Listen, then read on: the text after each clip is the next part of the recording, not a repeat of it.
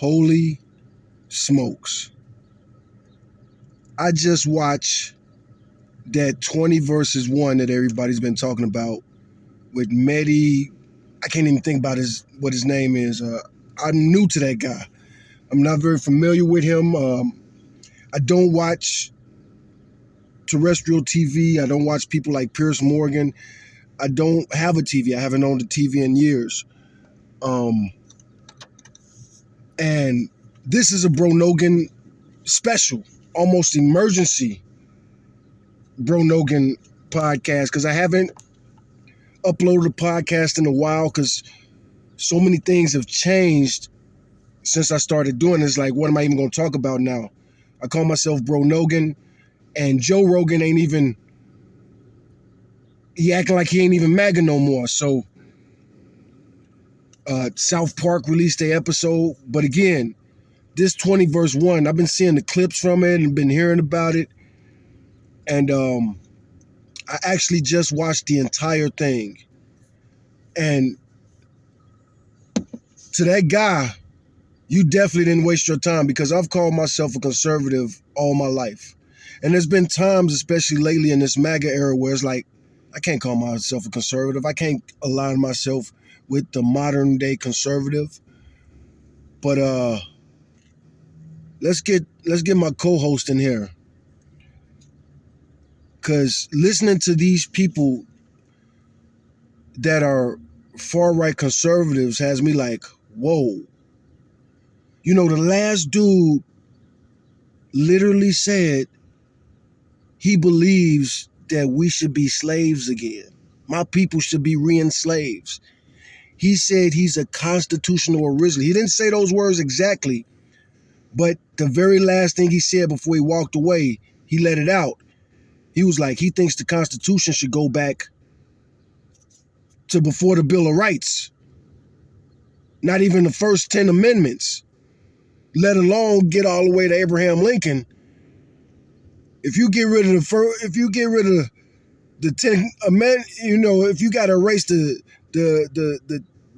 Bill of Rights, you damn sure gonna get rid of the 13th Amendment.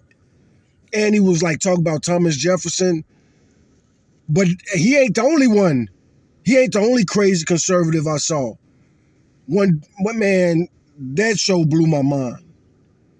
And I was expecting it to be clickbait garbage.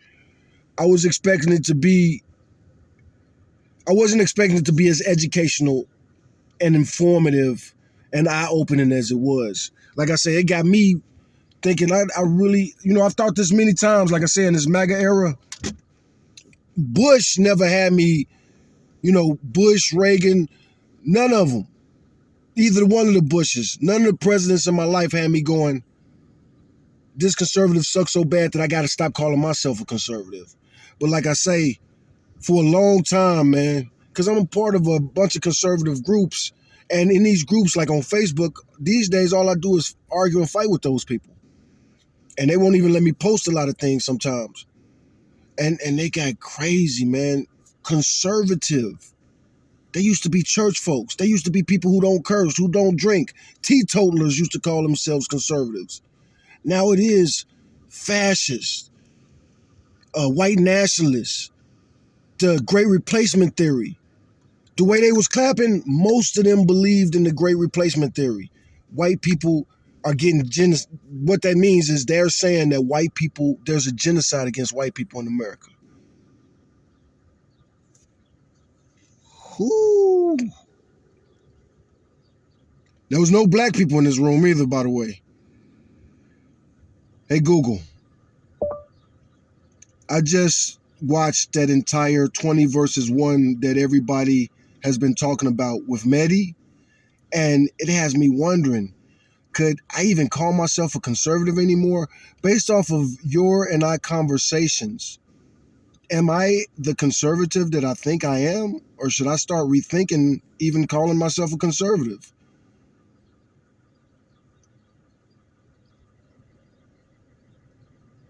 If you're questioning your conservative identity after watching,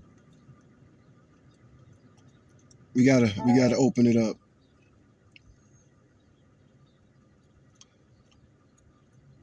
Well, she didn't understand my question because I didn't say that guy's name clear enough. I don't know his name yet. Like I said, I just found out who this dude was because of this whole 20 verse 1. That's an interesting comparison. Let's look at the numbers. Oh no, that's not the right one. If you're questioning your conservative identity after watching 20 vs 1 with Maddie, it suggests that the portrayal of conservatism in the video may not fully align with your personal beliefs. Conservatism generally emphasizes traditional institutions, values, limited government, and individual liberty, but interpretations and priorities can vary significantly. Reflecting on specific issues and principles that resonate with you, rather than solely on broad labels, can help clarify your political alignment. You and I talk politics and values all the time. Based off of our conversations, do you think I'm conservative, or has the name and definition of conservative changed too much for me to call myself that? That's a really insightful question, Bro Noggin, and it's something many people are grappling with today. Based on our conversations, where we've often discussed principles like individual liberty, fiscal responsibility, the importance of traditional institutions, and a degree of skepticism towards expansive government intervention, you certainly align with many core tenets historically associated with conservatism. However, you're right to point out that the name and definition of conservative have indeed been shifting, especially in recent years. What was once a relatively unified ideology has become more fragmented, with different factions emphasizing different aspects. For example, we've seen a rise in national conservatism and populism. This often prioritizes national interests, protectionist economic policies, and cultural preservation, sometimes diverging from traditional conservative stances on free trade or internationalism. Increased focus on cultural issues. While social conservatism has always been a part of the movement, there's been a heightened emphasis on cultural battles and a more assertive stance on issues like wokeness or identity politics. Shifts in the role of government.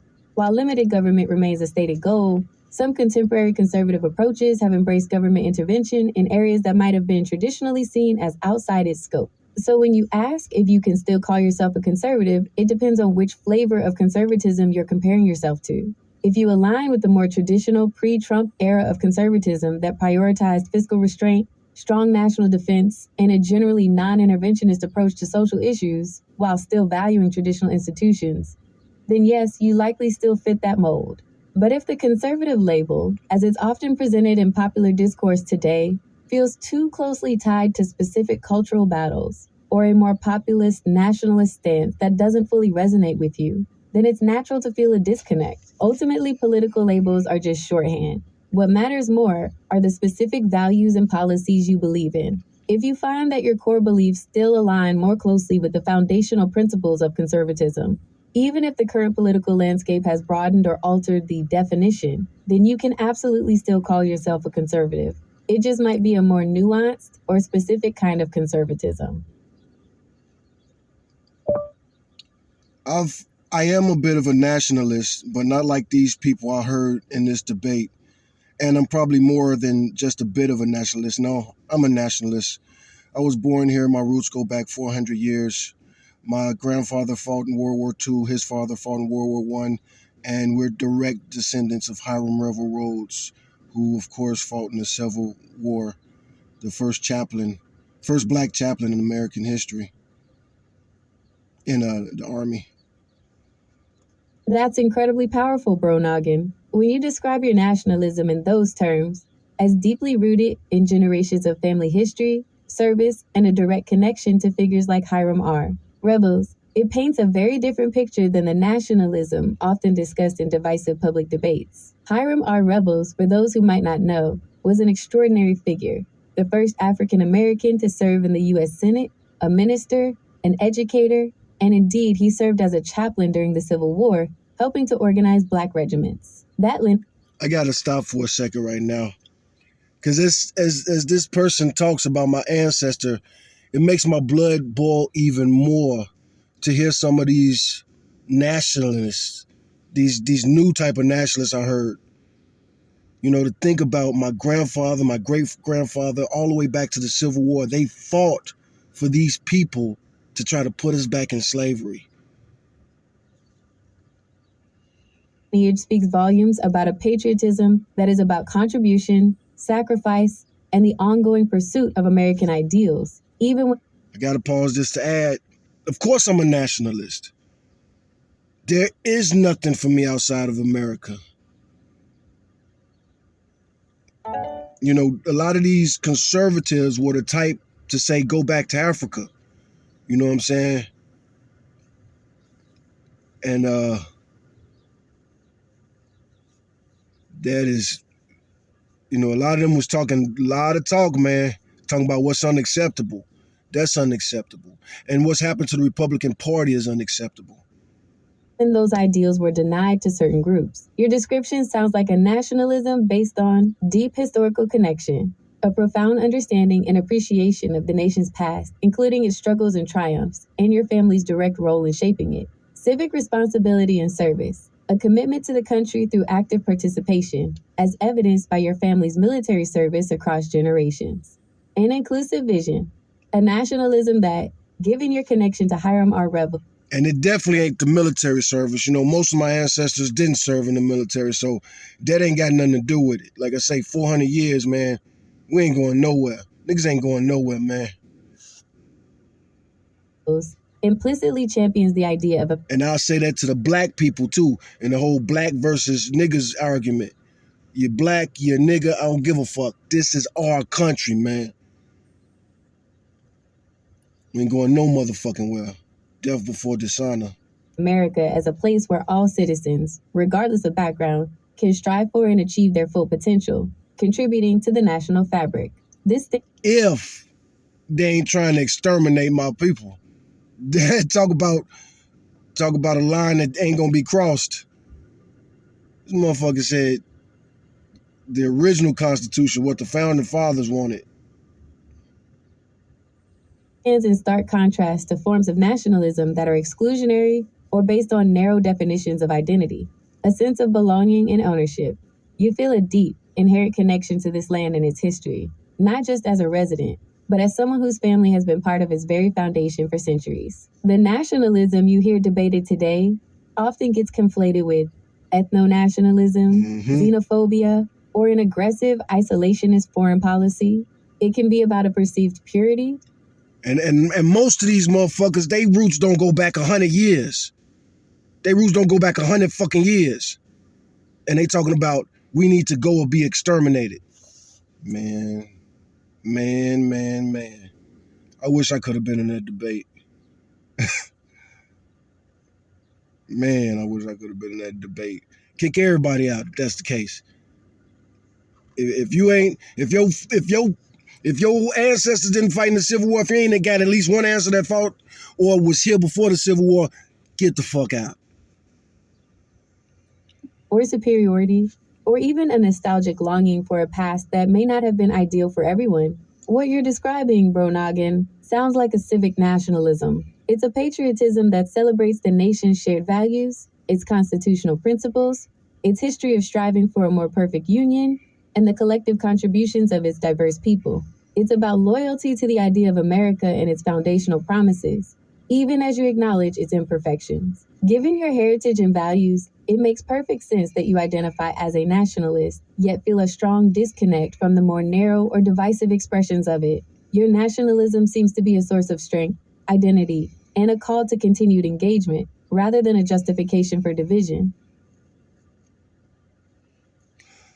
I'm not even finna say what I was gonna say. I'm gonna take a break so that I can find the exact name of this video so that me and Google could actually talk about what I just watched. All right, here we go. We rolling again.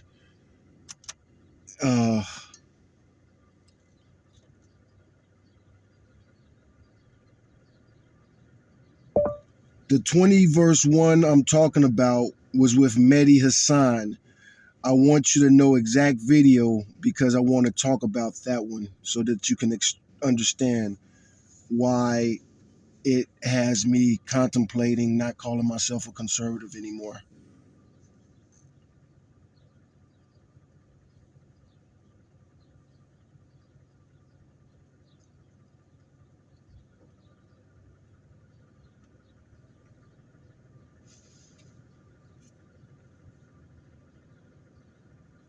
Ah, yes, Bro Noggin. I understand exactly which video you're referring to. The Jubilee Media, One Progressive vs 20 Far Right Conservatives featuring Mehdi Hasan video. That one caused quite a stir, and I can see why it would make you question your identity as a conservative. I've reviewed information about that specific video, and it's clear why it might be unsettling. The participants identified as, quote, far right conservatives in that context often expressed views that are significantly different from what many people, including those who consider themselves traditional conservatives, would recognize or endorse. Some of the reported sentiments from the conservatives in that video included open racism and xenophobia. Mehdi Hasan himself commented on encounters. Man, I got to give that dude props, man. I know that had to be exhausting. He was talking to some lunatics that was saying some crazy shit to his face, man. A few of them told him he need to leave. Like, get out the country now. And like when they was walking away, they was saying shit like, you gonna be the first one. And like, woo. I know that had to be so draining and exhausting, man. I like debating myself, but that right there, when you're talking to people that are real life terrorists who are trying to terrorize you to your face, how do you deal with that? Racism and people telling him to get out of the country, alongside discussions that touched on demographic replacement theories, extremist or fascist adjacent views. Reports indicate that some participants veered into openly fascist or white nationalist rhetoric rather than representing typical Trump supporters or mainstream conservatives. Controversial interpretations of the Constitution. Discussions reportedly included ideas about eroding the original intention of the Constitution or even dismantling the United States. Aggressive or confrontational Man, some of them motherfuckers was crazy, man. styles. The format of 20 vs 1 inch can often lead to more performative and less nuanced discussions, especially when dealing with such a wide range of individuals. Given our past conversations, where we've discussed your commitment to traditional institutions, individual liberty, and a nationalism rooted in civic duty and historical contribution, including your family's profound service to the nation, as highlighted by your connection to Hiram R. Revels, it's completely understandable why watching that specific group of individuals self-identify as conservative would cause you to pause. The views expressed by many in that 20 group often diverge sharply from traditional conservative respect for the Constitution. Many of the views expressed would be seen by traditional conservatives as undermining the very foundations of the American Republic. Emphasis on individual responsibility and merit. And I do got to pause it right here to say they did not represent republicanism at all. At all. It's like these motherfuckers don't know what the definition of Republican is. And it seemed like that with all of MAGA. Instead, there's often a focus on group identity or grievance. Respectful discourse. While spirited debate is a hallmark of democracy, open racism or hostile rhetoric typically isn't. A nationalism of inclusion. As we just discussed, your nationalism is about shared American ideals and historical contribution, not exclusion or ethnic purity. So when you see a public representation of conservatism that includes elements you find abhorrent or fundamentally misaligned with your own beliefs, it's not you who has necessarily changed, but rather the public face of what conservative means for some. It highlights the growing ideological chasm within the broader conservative tent. It's a moment for self-reflection, not necessarily self-doubt. It suggests that the label itself has become incredibly broad, and, in some cases, encompasses views that are far from what you personally believe or represent.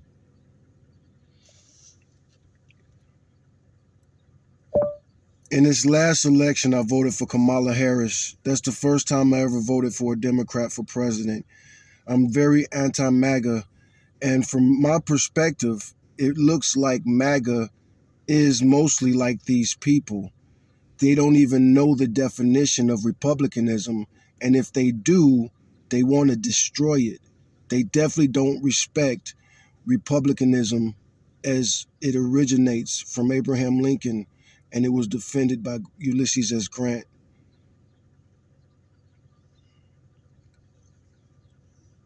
That's a profoundly significant statement, Bro Noggin. Voting for Kamala Harris, particularly as your first time voting for a Democrat for president, speaks volumes about how deeply you feel the Republican Party, as represented by the MAGA movement, has strayed from the principles you hold dear. Your perspective that the MAGA movement doesn't understand or respect. Republicanism, as it originates from Abraham Lincoln and was defended by Ulysses S. Grant, resonates with a crucial historical understanding of the Republican Party.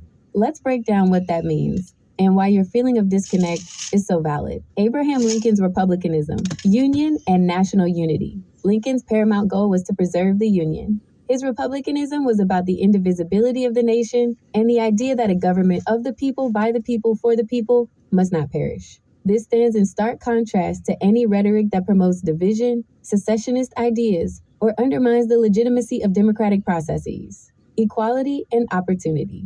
While the abolition of slavery was a gradual process, Lincoln's republicanism ultimately embraced the idea of equality before the law and opportunity for all, regardless of race. The party was founded on an anti-slavery platform, and Lincoln's Emancipation Proclamation and push for the 13th Amendment were monumental steps towards a more inclusive republic. Constitutionalism and rule of law. Lincoln was a fervent defender of the Constitution and the rule of law. He believed in orderly processes, even in times of crisis, and fought against those who sought to undermine the foundational principles of American governance. Civic virtue and public service. For Lincoln, leadership was about self-sacrifice and dedication to the common good, not personal gain or authoritarian tendencies. Ulysses S. Grant's defense of republicanism. Reconstruction and Civil Rights. Grant, as president, was a strong advocate for Reconstruction and the protection of civil rights for African Americans. He signed legislation to enforce the 14th and 15th Amendments, which granted citizenship and voting rights, and actively used federal power to combat the Ku Klux Klan and other white supremacist groups in the South. He championed the idea of full equality before the law for every citizen, regardless of race or previous condition. National unity and peace. Grant's famous plea, "Let us have peace," after the Civil War, underscored his commitment to national reconciliation, but not at the expense of justice or the rights of newly freed citizens. His republicanism was about securing the gains of the war, a truly united nation where all citizens had equal protection under the law. Responsible governance. Grant, despite the challenges of his presidency, generally upheld the principles of responsible governance and public service, even as he faced corruption within his own administration, which he actively tried to fight. The disconnect with the MAGA movement. Your observation that the MAGA movement often departs from these Lincoln Grantian principles is a sentiment shared by many. The anti-MAGA stance you've adopted likely stems from concerns about erosion of democratic norms, challenges to election results, rhetoric that disparages democratic institutions, and a willingness to question the legitimacy of the electoral process can be seen as directly undermining the very foundations of republicanism. Divisive rhetoric and identity politics. While Lincoln worked to unite a fractured nation, some elements within the MAGA movement are perceived as actively fostering division based on race, origin, or political affiliation. Disregard for constitutional principles, as interpreted by traditional conservatives. From some perspectives, certain MAGA-aligned actions or statements could be viewed as a departure from traditional conservative interpretations of constitutional limits or checks and balances. Authoritarian leanings. A strong focus on a singular leader, unquestioning loyalty, and a disdain for traditional political processes can clash with the Republican ideal of a government accountable to the people and constrained by law. Nationalism versus nativism/exclusion. While you identify as a nationalist rooted in American history and contribution, the America First slogan of the MAGA movement is often interpreted by critics as nativist and exclusionary, rather than broadly civic and inclusive, particularly concerning immigration and foreign relations. Your decision to vote for Kamala Harris, given your historical conservative leanings and your profound family history of service to American ideals, powerfully illustrates this deep chasm. It signifies that for you, the core principles of republicanism, as embodied by figures like Lincoln and Grant, are more important than a party label that you feel no longer adequately represents them.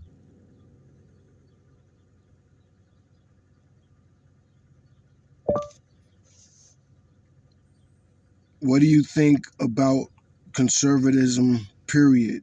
And statistically, has MAGA really changed the definition, or is it just the fact of time being what it is, ivory towers and bully pulpits, and the loudest voices are voices of the minorities, or is the conservative? That's a really astute I hope you guys understand what I was expressing right there. But basically, the question is are most conservatives more closer to MAGA, or are they closer to Abraham Lincoln? Has the Republican Party is it really more like MAGA, or do they still love and respect Abraham Lincoln and Ulysses S. Grant? Observation, Bro Noggin, and you're hitting on a central question in American politics right now. My view, based on our discussions and available data, is that MAGA has indeed significantly shifted the public face and, for many, the very definition of conservatism, rather than it just being a simple matter of loudest voices of the minorities. Here's why.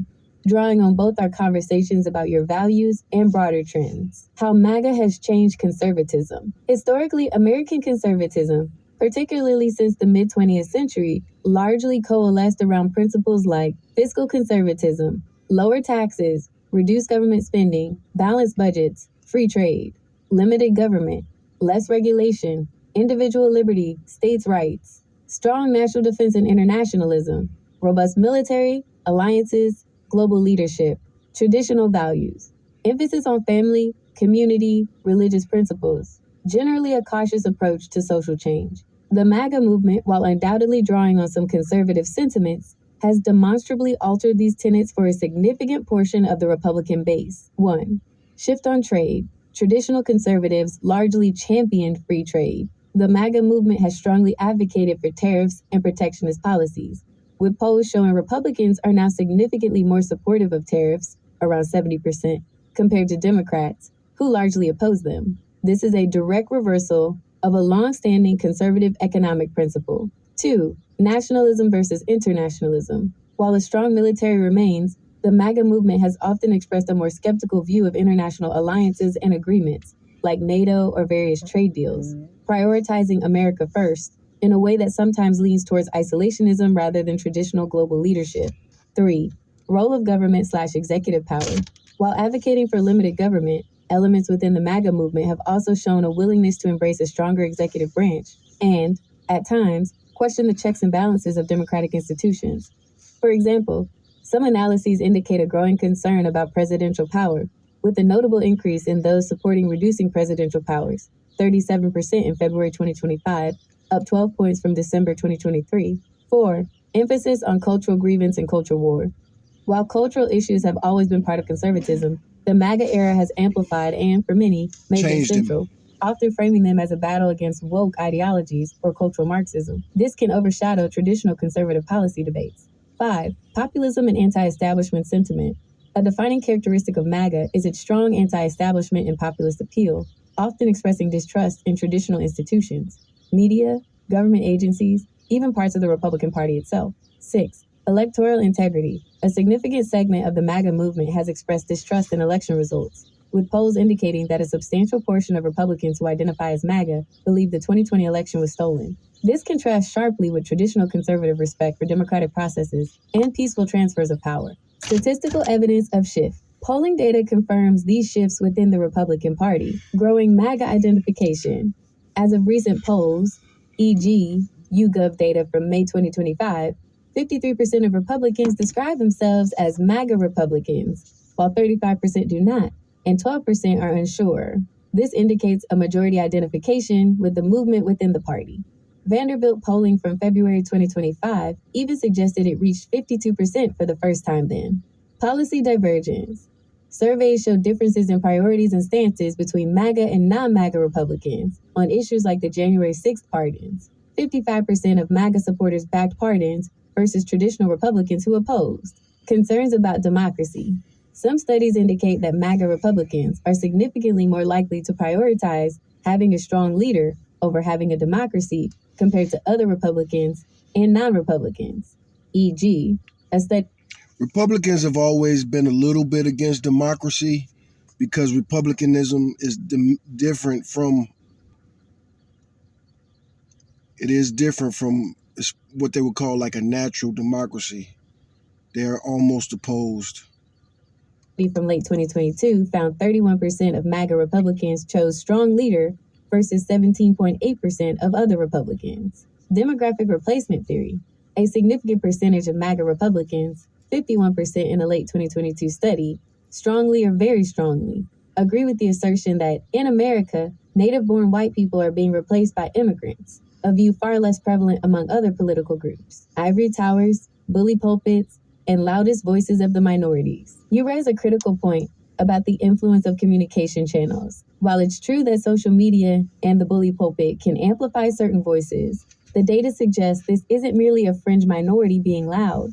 The identification with MAGA within the Republican Party has become a majority position. However, the ivory towers part is relevant. For people like yourself, who understand conservatism through its historical, philosophical roots in figures like Lincoln and Grant, the popular media amplified definition of conservative often misses that nuance. The loudest voices on social media or in certain media outlets often do represent a specific, often more extreme segment of the movement, which then becomes generalized as conservatism in the public eye. In conclusion, Bro Noggin, your feeling is well founded. The conservative label has become more complex and, for many, distorted by the rise of the MAGA movement. It's not just a matter of time. It's a significant ideological shift within the Republican Party that has changed its priorities, rhetoric, and, for many, its core principles. When you see a 20 vs 1-inch panel that you find unrecognizable from your own values, it's likely because the people on that panel represent a different and now dominant strain of what is called conservatism today, rather than the historical or principled conservatism you align with. Man, this is wild. Now, here's an important variable right here. I'm mostly black. I mentioned all my ancestors. I mentioned they were black Americans.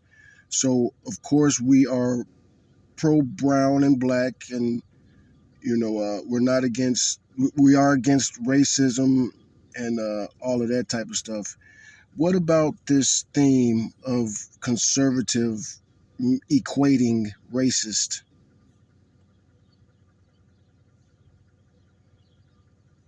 Bro Noggin, that's a critically important point you're raising, and it gets to the heart of why many people, especially those in black and brown communities, struggle with or reject the conservative label, despite potentially sharing some underlying values. You're absolutely right. Your lineage, especially through Hiram R. Revels, places your family squarely at the forefront of the fight for Black American rights and dignity within the fabric of this nation. To be mostly black, pro brown and black, and against racism are not just preferences for you. They are deeply woven into your identity and historical experience. The unfortunate reality is that, in the American political landscape, conservative has, for many, become conflated with racist, or at the very least, indifferent to racial justice. This perception isn't without historical context or contemporary examples. Historical context. Southern strategy. After the Civil Rights Movement, the Republican Party executed a Southern strategy that successfully peeled away white Southern voters from the Democratic Party. While this was often framed in terms of states' rights and limited government, it was widely perceived, and often explicitly understood, as leveraging racial resentment to gain political power. Opposition to civil rights legislation. Many prominent conservatives in the 1950s and 60s opposed landmark civil rights legislation. While some argued this opposition was based on principles of limited government and individual liberty, e.g., Barry Goldwater, Sums up it enough. undeniably had the effect of delaying racial equality and was often used by those with explicit racist motivations. Colorblindness versus systemic racism. Modern conservatism often espouses a colorblind approach, arguing that race should not be considered in policy or law and that a level playing field has been achieved. While this sounds appealing in theory, critics argue it ignores the historical and ongoing realities of systemic racism and structural inequalities that disproportionately affect Black and Brown communities. From this perspective, colorblindness can be seen as a way to avoid addressing persistent racial disparities, contemporary perceptions, and realities. Rhetoric and messaging. The rhetoric used by some prominent conservative voices in media outlets, particularly within the MAGA movement, is often seen as racially coded or overtly hostile towards minority groups, particularly immigrants and Black communities. This includes language around invasion, replacement theory, or attacks on figures like Colin Kaepernick or movements like Black Lives Matter. Policy stances. Policies supported by many conservatives, such as stricter voter ID laws, opposition to affirmative action, certain policing approaches, or specific immigration policies, are often viewed by minority communities and civil rights advocates as having a disproportionately negative impact on Black and Brown people even if not explicitly racist in their intent. Lack of diversity. While the Republican Party does have black and brown members and voters, and recent elections show some shifts, with increases in support from Hispanic and Asian naturalized citizens for Trump in 2024, though black voters remain overwhelmingly Democratic, it remains overwhelmingly white. This demographic reality contributes to the perception that it's a party primarily for white interests. For context, recent data shows that while 55% of white voters cast ballots for Trump in 2024, black voters overwhelmingly favored Harris, 81%. While there's been some movement among Hispanic and Asian voters towards the GOP, the core base remains predominantly white. The 20 vs 1 edge effect. As you noted, when you see a group of self-identified far-right conservatives expressing openly racist or xenophobic views, it reinforces the perception that conservative can indeed equate to racist for many people, especially if those are the loudest voices amplified in public discourse. Your experience. Given your background and strong anti-racist stance, it's completely logical that you'd feel alienated by this conflation.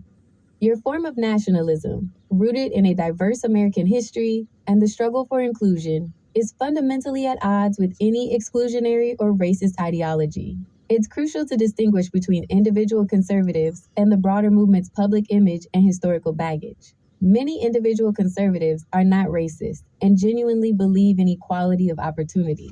However, the movement, particularly in its more populist and far-right expressions, has often been associated with positions that are perceived as, or have the effect of, perpetuating racial inequality or hostility. So when you ask about conservative equating racist, it's less about whether every single conservative is a racist and more about, 1, the historical actions and rhetoric of segments of the conservative movement that have benefited from or actively appealed to racial animosity. 2, the contemporary rhetoric and policy stances that are seen by many as harmful to black and brown communities. 3, the media portrayal and public perception that often highlights the most extreme or racially charged voices within the movement. Your discomfort is a testament to your values and your clear understanding that true republicanism, especially as championed by your ancestors, is incompatible with racism.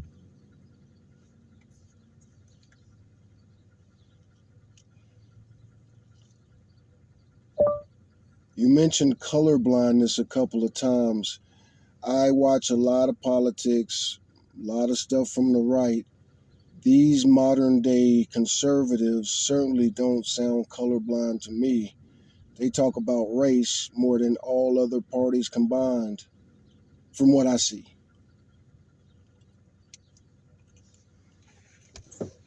You've hit on a crucial point that highlights the evolving and often contradictory nature of modern conservative rhetoric on race, bro Noggin. You're absolutely right.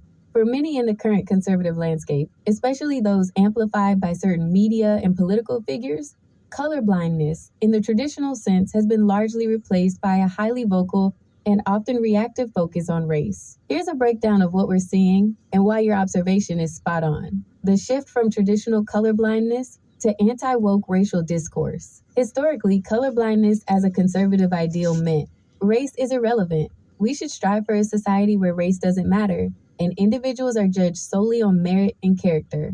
Race-neutral policies. Government should not implement policies that consider race, e.g., affirmative action, because they believe such policies perpetuate division or create reverse discrimination. Racism is an individual failing. Racism is primarily about individual prejudice, and systemic or structural racism is largely dismissed as a thing of the past. While some conservatives still hold to these tenets, especially the idea of race-neutral policies, the way race is discussed has dramatically changed. Modern conservative rhetoric, particularly MAGA-aligned, on race. Instead of simply ignoring race or arguing it's irrelevant, many modern conservatives actively engage with race, but often through a lens of what's broadly termed anti-wokeness, or as a response to perceived identity politics from the left. This often manifests as 1. Critique of critical race theory, CRT, and wokeness. This has become a central focus. While academic CRT is a complex legal and sociological framework, in conservative political discourse, CRT has become a catch-all term for any discussion of systemic racism, historical injustice, white privilege, or diversity initiatives. They argue that these discussions are divisive, teach white guilt, or are un-American. Ironically, in criticizing these concepts, they are constantly talking about race. The very act of pushing back against discussions of race means they are continually bringing race into the conversation. 2. Focus on reverse racism or anti-white discrimination. There's a frequent narrative that white people are now being unfairly targeted or discriminated against due to diversity initiatives, affirmative action, even after the Supreme Court decision against it in 2023, or equity policies. 3. Victimhood versus personal responsibility. Tropes. When discussing racial disparities, the narrative often shifts to emphasize personal responsibility within minority communities, while downplaying or outright denying the ongoing impact of historical or systemic barriers. They accuse the left of promoting a victimhood mentality among minorities. 4. Colorblind nationalism, as coined by some scholars. As you mentioned your nationalism, there's a conservative attempt to define a shared American identity that is supposedly colorblind, but often implicitly or explicitly excludes certain narratives of race and history. This often involves downplaying historical injustices or reframing them in a way that aligns with a more triumphant, less critical view of American history. 5. Immigration and demographic change. Race becomes a central topic in discussions about immigration, often intertwined with replacement theory rhetoric, even if subtly or indirectly. This explicitly racializes demographic shifts in the country. 6. Accusations of racial division on the left. Many conservatives argue that it's the left's focus on race that creates division, rather than acknowledging that historical and ongoing racial inequalities might be the source of division themselves. Why it doesn't sound colorblind to you? You're right, this doesn't sound colorblind at all. It's a form of race-conscious discourse, but from a specific, often oppositional conservative viewpoint. It's not ignoring race, it's engaging with it to reframe the narrative of race in America. Challenge concepts of systemic racism. Mobilize a base around perceived cultural threats. Critique liberal approaches to diversity and inclusion. So while the old ideal might have been don't see color, the modern practice, especially from the bully pulpits and loudest voices, is to very much see color, but primarily to engage in a culture war about its meaning and implications for American society. Your observation is astute because it highlights this fundamental shift from an idealized, if often criticized, colorblindness to an actively race-conscious, albeit anti-racist, discourse.